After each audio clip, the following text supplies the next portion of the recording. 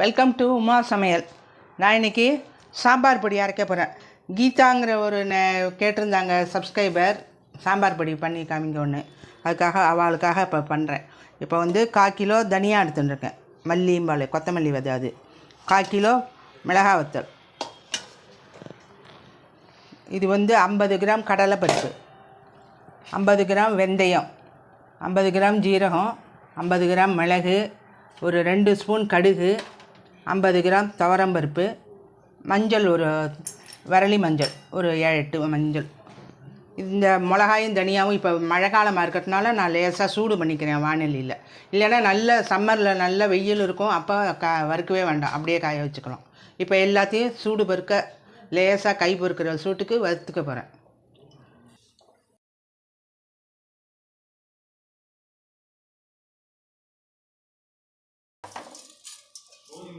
கை லேசாக சூடானா போதும்.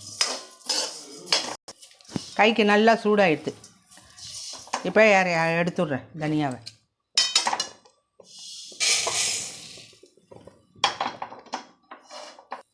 இப்போ துவரம்பருப்பு போடுறேன், கடலைப்பருப்பு எல்லாம் ஒன்றாவே போட்டுடலாம். எல்லாம் சொல்லிடுச்சு. 50 கிராம் ஜீரகம், 50 கிராம் மிளகு, 50 கிராம் வெந்தயம், கடுகு ஒரு 2 டீஸ்பூன் போடும். ஏன்னா அது ராத்திரி வரைக்கும் சாம்பார்லாம் கெட்டு போகாமல் இருக்கும், அதுக்கு தான் போடுறது. இப்போ வரலி மஞ்சள்,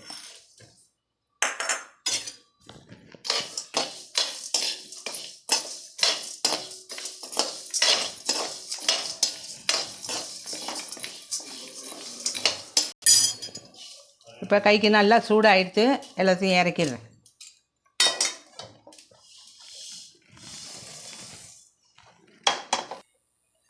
இப்போ மிளகா வத்தல் போட்டிருக்கேன்.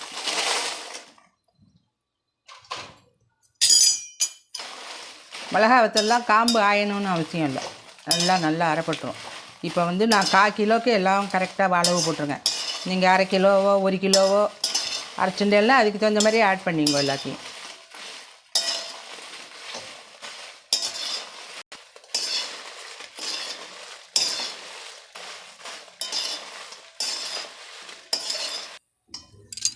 நல்லா சூடாகிடுத்து. இப்போ ஆஃப் பண்ணிடலாம். இதில் கொட்டிடுறேன் எல்லா சாமானையும்.